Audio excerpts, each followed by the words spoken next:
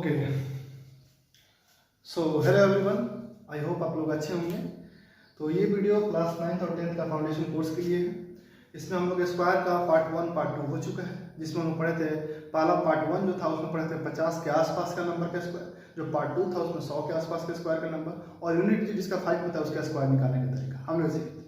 अब इस वीडियो में क्या सीखने वाले हैं, जो आपका क्वेश्चन था हाँ कि सर बाकी जो नंबर बचा उसका कैसे स्क्वायर निकालें। तो ये जो फॉर्मूला है, ये जो कंसेप्ट हम लोग पढ़ने वाले हैं, इसमें वो नंबर का हम स्क्वायर निकालना सीखेंगे जो 2 डिजिट का कोई भी नंबर हो जनरली, है ना। तो टॉपिक लिखिएगा हाउ टू फाइंड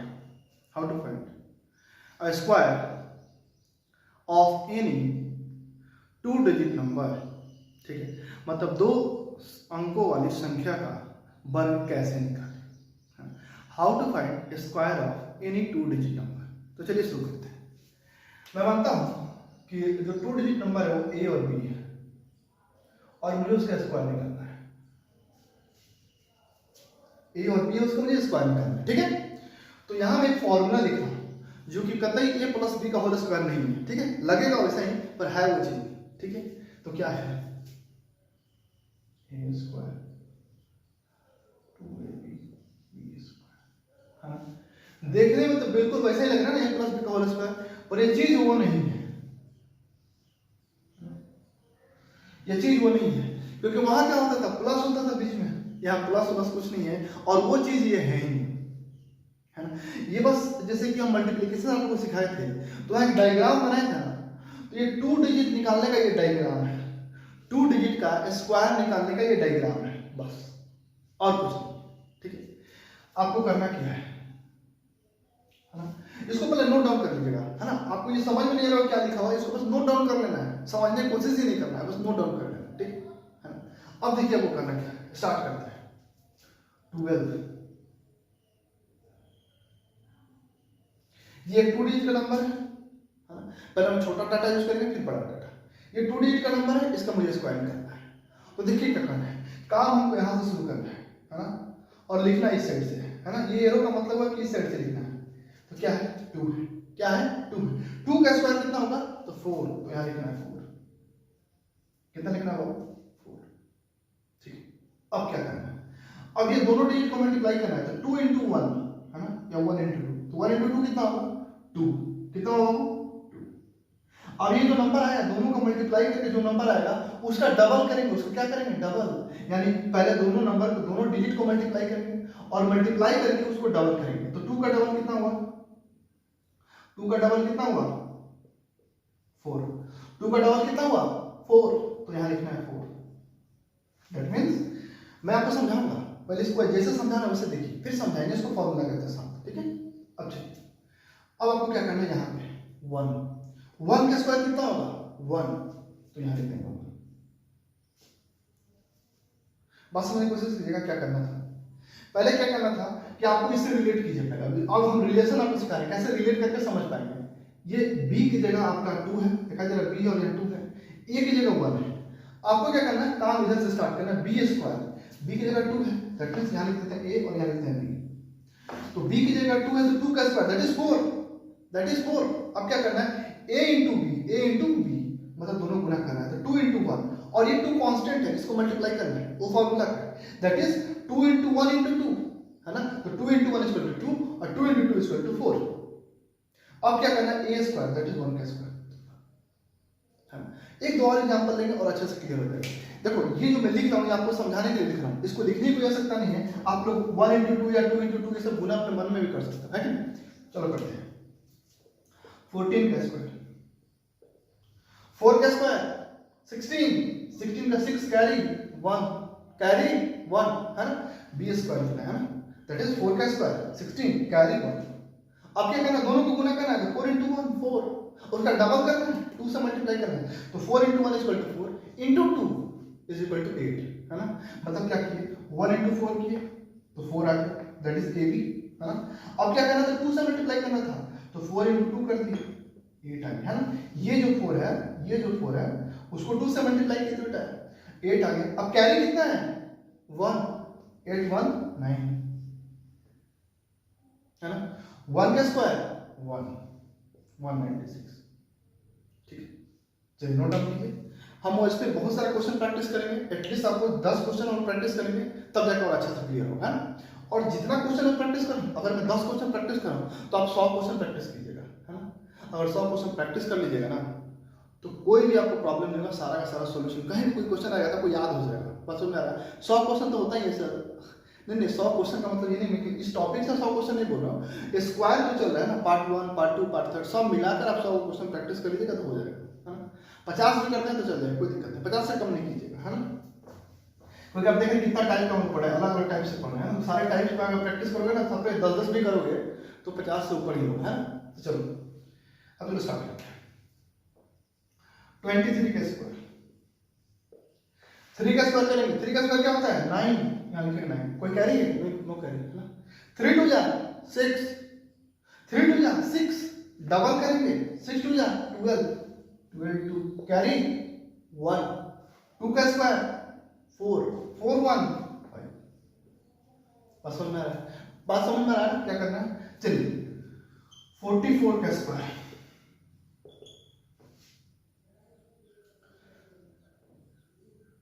4 का स्क्वायर 16 कैरी 1, 4 4 जा 16, दोनों को मल्टीप्लाई करेंगे, 4 4 जा 16, 16 2 जा 32, 32 1 33 कैरी 3, 4 का स्क्वायर 16, 16 और 3 19। बस समझ में आ रहा है। अब देखो अगर आप प्रैक्टिस करना स्टार्ट कर रहे हो तो पहले इसको लिख कर प्रैक्टिस करना, ऐसे जैसे मैं कर रहा हूं ना, ये मेरा प्रैक्टिस इसलिए हो रहा है। जैसे आपको इसको करना है तो 4 का स्क्वायर 16 कैरी 1, 4 into 4 लिखना इज इक्वल टू 16, और उसको क्या करना था डबल करना था, 16 into 2 इज इक्वल टू 32, है ना। और कैरी कितना था 1, तो प्लस 1 कितना हो गया 33, 33 का 3 कैरी 1 कैरी 3, है ना। अब क्या करेंगे 4 का स्क्वायर 16 और ये 3 19। तो ये जो कैलकुलेशन है इतना सिंपल कैलकुलेशन है ना कि इसको माइंड में भी कर सकते हैं। 4 into 4 16, 16 का डबल 32 और एक कैरी था तो 1 जोड़ देंगे 33, सिंपल। तो पहले आप ऐसे लिखोगे ना तो आपको दिखाई देगा, है ना। और 10 क्वेश्चन डायरेक्ट लिख लोगे ऐसे तो उसके बाद आपको इसको लिखने की जरूरत नहीं पड़ेगी, आप डायरेक्ट कर सकते हैं, जैसा मैं कर रहा हूँ, ठीक है। चलिए अब थोड़ा बड़ा बड़ा नंबर लेंगे 2 डिजिट का, है ना। मैं छोटा ले रहा था ताकि आप लोग को पहले सीख, एक दो और छोटा क्वेश्चन लेते, एक और दो और छोटा, ठीक है। लेट्स से मैं लेता हूं 27, है ना। 7 स्क्वायर 49, 49 9 कैरी 4, है ना। 7 2 जा दोनों को मल्टीप्लाई 8 7 2 जा 14, डबल करेंगे 14 2 जा 28, 28 और 4 32, 32 2 कैरी 3, 32 का 2 कैरी 3, है ना। अब क्या करेंगे 2 का स्क्वायर 4, 4 3 7, दिखाई दे रहा सबको, है कि नहीं। तो बिल्कुल तो यही प्रोसेस को आपको अपनाना है। देखो एक ही क्वेश्चन देखो लेकिन ध्यान से देखो ताकि इतना अच्छा से समझ में आ जाए, ताकि कोई और भी क्वेश्चन उठाओगे ना तो क्लियर हो जाए, कहीं कुछ कंफ्यूजन ना हो, समझ में आ रहा है।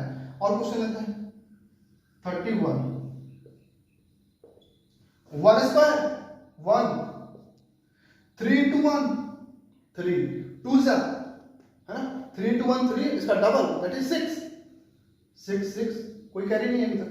3 का स्क्वायर 9 961। देखो बताने के लिए बहुत सारी चीजें हैं बताने के लिए, है ना। 32 का स्क्वायर, देखो ये तीनों नंबर इंपॉर्टेंट नंबर है जो लिख रहा हूं 27 31 30 सब इंपॉर्टेंट नंबर है, मैं बताऊंगा क्यों इंपॉर्टेंट है। 32 का स्क्वायर 2 का स्क्वायर 4, 3 2 जा 6, 6 2 जा 12 कैरी 1, 3 का स्क्वायर 9 9 1 10।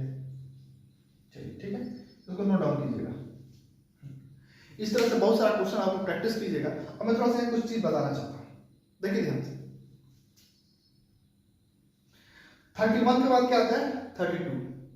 आप यहां क्या देख रहे हो, ये 3 डिजिट का नंबर और ये 4 डिजिट का नंबर हो गया। मतलब आपसे कोई पूछेगा ये स्मॉलेस्ट 3 डिजिट का नंबर, तो कोई पूछेगा आपसे सबसे बड़ा, स्मॉलेस्ट नहीं सबसे बड़ा 3 डिजिट का नंबर वो कौन सा है जो परफेक्ट स्क्वायर है, तो आप कह सकते हो 31 होगा।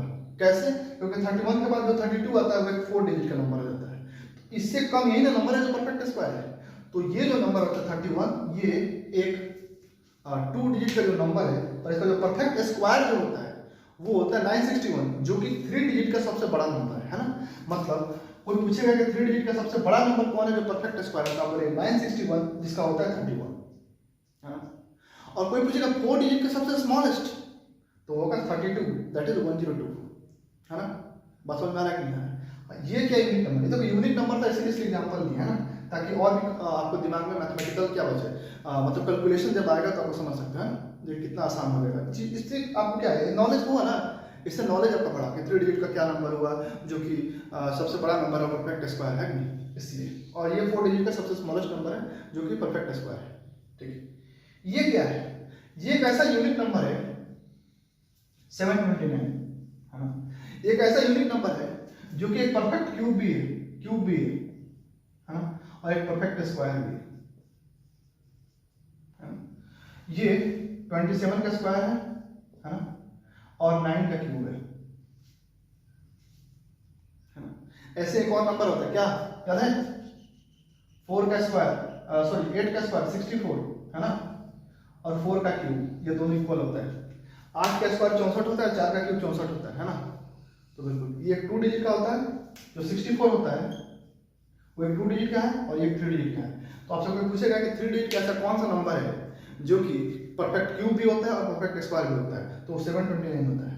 2 डिजिट का कौन ऐसा नंबर होता है जो कि परफेक्ट स्क्वायर भी होता है और परफेक्ट क्यूब भी होता है, दैट इज 64, जो कि 8 और 4 का होता है ना। 8 का स्क्वायर होता है और 4 का क्यूब होता है। चलिए इसको नोट डाउन कीजिएगा, फिर एक और एग्जांपल लेते हैं। देखो यहाँ पर डाटा जो ऐसा लिए जो कि आपके लिए इंपॉर्टेंट है, ठीक है।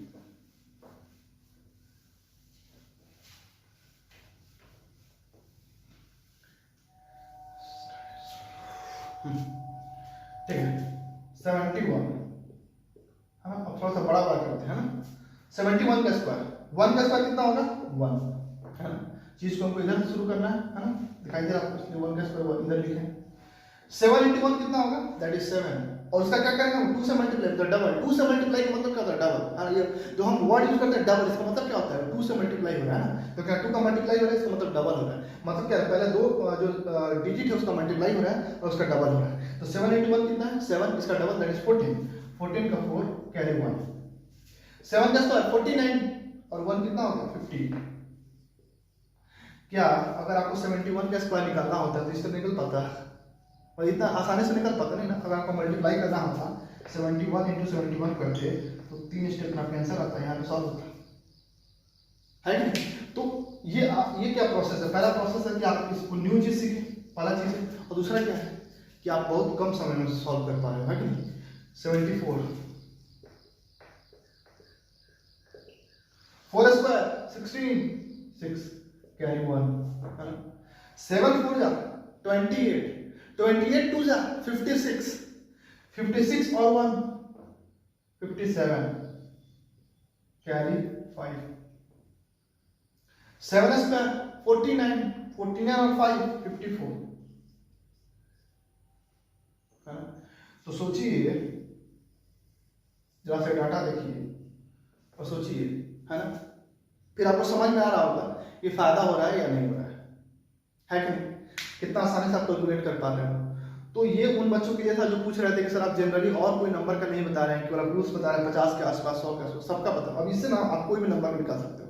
ये जो कंसेप्ट है, ये जो फॉर्मूला है आपका, इस फॉर्मूला पे मतलब डायग्राम है, इनडायरेक्टली कोई फॉर्मूला नहीं, डायग्राम है। इस डायग्राम से आप क्या कर सकते हो?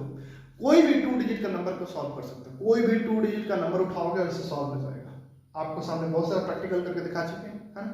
तो उसको एक बार, जिन बच्चों को थोड़ा कम समझ में आ रहा होगा, इस वीडियो को 2 बार देखिएगा। और इससे पहले अगर कोई वीडियो नहीं देखा है किसका, परफेक्ट स्क्वायर जो निकालना सिखाए थे 50 के आसपास का और 100 के आसपास का, वो पहले देखिएगा, ठीक है। चलिए इस वीडियो को यहीं तक रहने देते हैं। Thanks for watching this, like it, share it and subscribe the channel. Okay, thank you, bye bye.